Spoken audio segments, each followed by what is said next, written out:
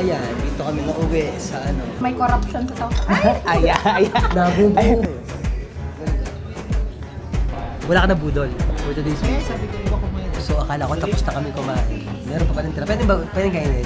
Okay guys, so galing tayo ng lunch.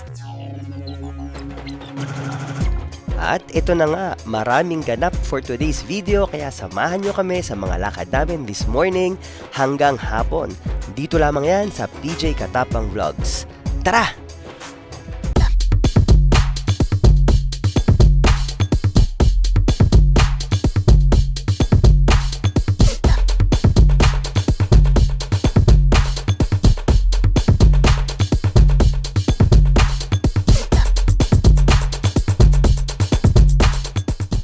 Hello there guys, welcome back to my channel.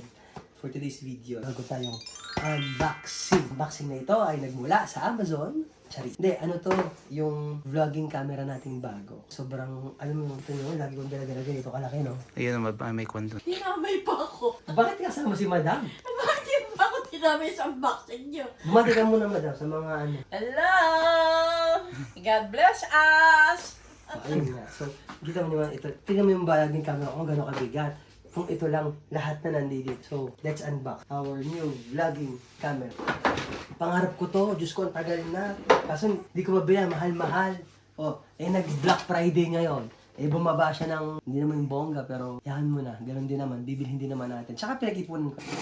Tatatang! Hindi mo kinaya, ineng. Meron tayong, Diyos ko, ito lang pala yun. Ganito lang siya kaliit. This is the DJI Action 5 Pro. Ano, kasi lalabas na yung Action 6 sa isang linggo. Hindi na yun ang binili ko kasi syempre lampas budget yun. Kaya dito lang tayo sa malapit sa katotohanan. Pasensya na kayo sa boses ni Inday Garutan. Dahil wala tayong boss. 3 araw na akong walang boss. Ngayon, bumabalik-balik na yung boses ko. Dahil? Ayan na naman. Hindi naman ako nag-concert. Palagi ako pinagbibintangan dito. Kung ano daw kinakanta ko. Mga gusto niyo kanta, mga dito ba? O dito ba? Oh, tuwan na naman. Aba? Tuwa na naman kayo. At saka ito yung pangarap kong mic. Oh, di ba? Yan ang pangarap kong mic. The DJI Mic Mini. Naka-road naman tayo, di ba? Pero syempre, medyo ang tagal ko ding ano na to, ha? Ilang years na ito, ha? 4. Pre-pandemic, di ba? Bago nag-pandemic tayo nag-vlog, ilang taon na? 19, 20, 21, 22, 23, 24, 25, 6 years. Di ba? Pandemic tayo nag-vlog, di ba? So, 6 years na pala ako nag-vlog. Ngayon lang ako nagpalit ng gear. Dahil mahal magpalit ng gear. Oh, ilaw. Kasi nga, pag gabi, sabi nila, mas magandang mag-vlog kapag may ilaw. So, ito, may ilawan ba talaga tayo nito? Ha? So, paano ito binugan? So, kailangan i-charge. Ayun. Ay, so, dapat ganyan, no? Ibig sabihin may ilaw ako. May pagkakaiba ba? Oh. Malaki. Malaking difference. Amok ka. Di ba? Pwede na, nakakatawa naman kung ganon. Lakas pa kay Ian rin. Hindi, nakakatawa dahil, pwede na, no? Oh, di ba? Kaso sobrang nakakasilaw. Yung, titry silaw. Parang ay, sakit sa mata. Try muna natin. Ay, ito pala yung beauty na. Oh, ito, beauty. Medyo may itsura ba tayo dito? Ano? Medyo lang. Uy, grabe ka naman. Medyo parang pang nag-skincare ganun. Parang pampa-beauty. Very nice. Oh, ito, mix. Iba't iba siya ng iba't iba siya ng galing. Iba't iba siya ng mode. Trying our new camera. Hindi ako makapaniwala, may bago tayong camera. Ginagamit ko na ngayon. So yan is may mic na yan. Meron man talaga siyang mic sa loob, pero meron din akong biniling mic. Pero hindi ko pa tinatry gamitin. Try ko muna gamitin na ganito kasi hindi naman masyado maingay. Naggaganyan naman daw pag maingay, ganyan. Pero mas maganda pa rin ata may mic. So guys, ngayon pupunta kami ng Jollibee. Dahil mamubudol si Mark. Wala pa rin akong boses. Hindi naman mamubudol si Mark kasi nga gumawa kasi siya ng mga palitaw ba yan? Ano ba yan? Oo. Gumawa siya ng mga palitaw at ibibigay niya sa mga kaibigan niya sa Jollibee. Alam niyo bang si Mark, kaibigan niya yung mga taga Jollibee Milan. Mega shout out dyan kina Mother Shingu, kina Sweet Bites ba yan? Si Ate Ann, hello. Kay Trisha, hello. Kay Ate Shawi na vlogger din, hello. Yung mga nagpupuno ng feeds ko ng Facebook. Yan mo na. Support din. Kasi tayo naman, nag-vlog din naman tayo. Uy, maganda nga yung ganitong may maliit na camera. So, parang alam mo yung pakiramdam ko, yung parang natural lang. Walang, hindi masyadong... Hindi ka nako-conscious. Hindi ako nako-conscious. Ano? Hindi nga ako nako-conscious, promise. Parang mas ano ako, mas, ang tawag doon? Mas magaan yung loob ko. Lagabas ng camera, unang-una dahil kasi nako-conscious ka, dahil kasi napakalaki. Tsaka yung mga tao nakatingin lahat Oo, dahil may nakatitig nila kang sila camera. lahat. Sa madalang pag ganito pa, Diyos ko, dapat pala matagal tayo bumili ng ganitong camera. Grabe, ano? Pagkakamali ko. Hindi sana lagi tayo nakakapag-vlog. Oh. Ngayon, tulad ngayon.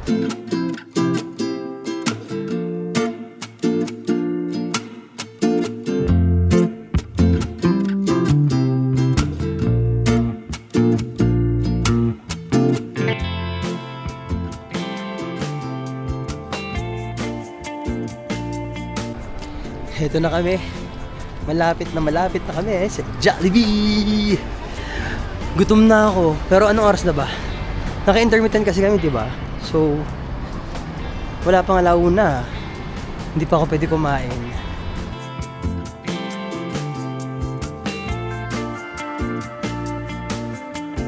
So ayan, nandito na ako ngayon sa Jollibee. Look at that. Ang daming Pilipino sa loob, sobrang daming Pilipino. Tapos nang bubudol na si Mark. Hindi naman ako makapasok dahil alam niyo naman, mga kaibigan niya yon at ako, hindi ko naman sila, kaklose ko rin sila, pero hindi naman talaga ako dito sa quarter nito nagwo-work, kaya hindi ko talaga kaya pumasok sa loob. Ito na si Mark, andito na siya. Nabudol mo? Akala ko mabubudulin mo si ate siya. Si ate siya may gusto si... Wala si Ate Ann. Si ate Ann.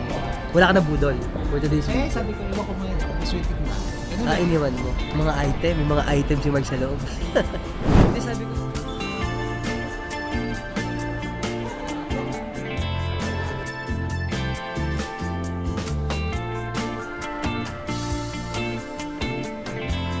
Feeling ko yan tayo nakikinig dito. Kasi madami nang maingay. Sa mga ganitong sitwasyon, kailangan na ng mic. So guys, wala kaming nakain sa Jollibee, kaya we decided na kakain kami sa bagong sumisikat na Filipino restaurant dito sa Milano. It's called Kain Eats. Medyo malayo-layo sa sentro, pero worth it daw, sabi ng mga katrabaho ko. So this time, dahil meron tayong oras, try natin puntahan. Dito na tayo. Hinihintay na tayo ni Ating Wendy. Ateng! Kaya nga. Diyos ko, dahil pang mga LDR tayo. LDR nga. Diyos Kaya. ko, August pa tayo, last nagkita-kita. Nakakaloka. Ano na ngayon? November na, Diyos ko. Tapos na ang November. Grabe. Pero gutom na ako.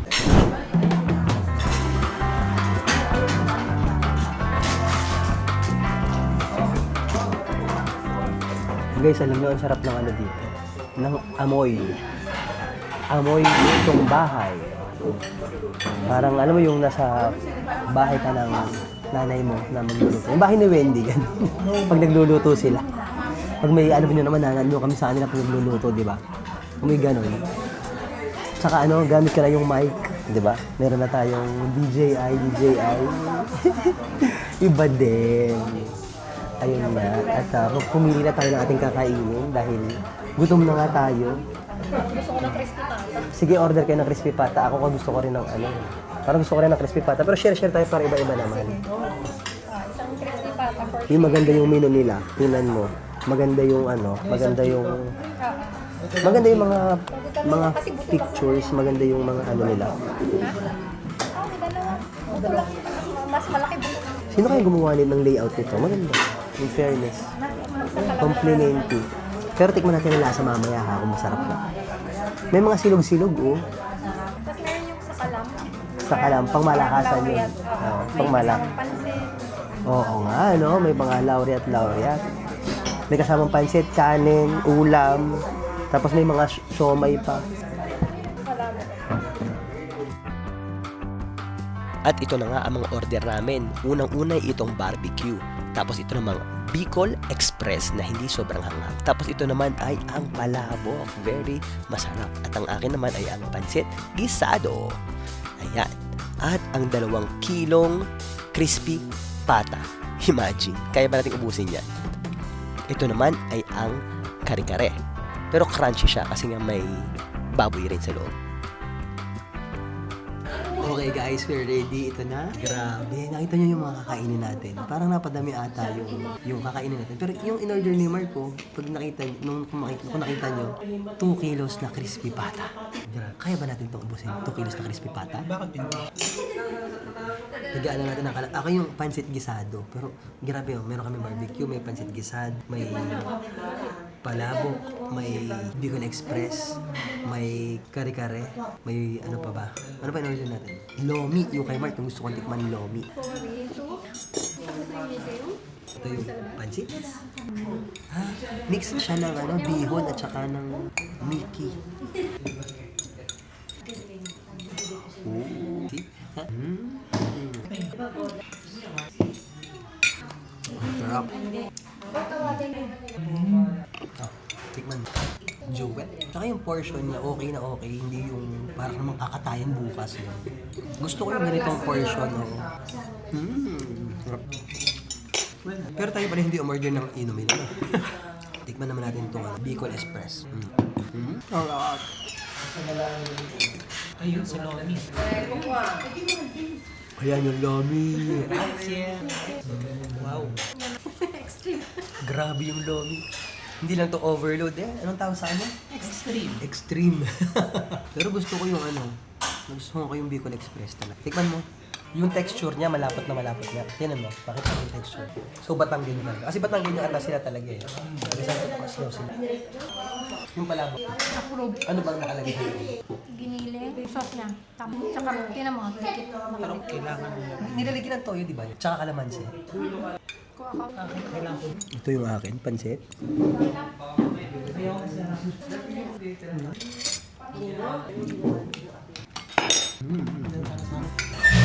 Yan. Kasi naalala mo sa atin, di ba, kumuha ng choto lang, kalagyan ng toyo, tapos kalamansi. In fairness, may mga Italian na pumapasok sa loob mo. Ibig sabihin talaga, nakikilala na rin nila yung kusina ng Pilipino. In fairness, noong unang panahon, alam nyo din, ang mga Italiano, ayaw nila nakakaamoy ng mga lulutong Pilipino. Kita nyo yung kakaiba. Dati ayaw nila ng luto natin. Ngayon, pupunta na rin sila sa mga Filipino restaurant. Kasi nga, masarap naman talaga. Lumpia. Extreme nga, may lumpia sa loob. Lumpia, may Describe mo nga yung palakain. Describe mo. Yung ano, Yan, kinakain mo. bali, Lomi Extreme. Meron siyang charon, may lumpia, bola-bola, eggnog, at lechong kawat. Pero dapat daw kasi pag makain ng lomi, dapat yung choto na kumpara. Di ba yun nasabi? Kung tayo sa Pilipinas. Yun ang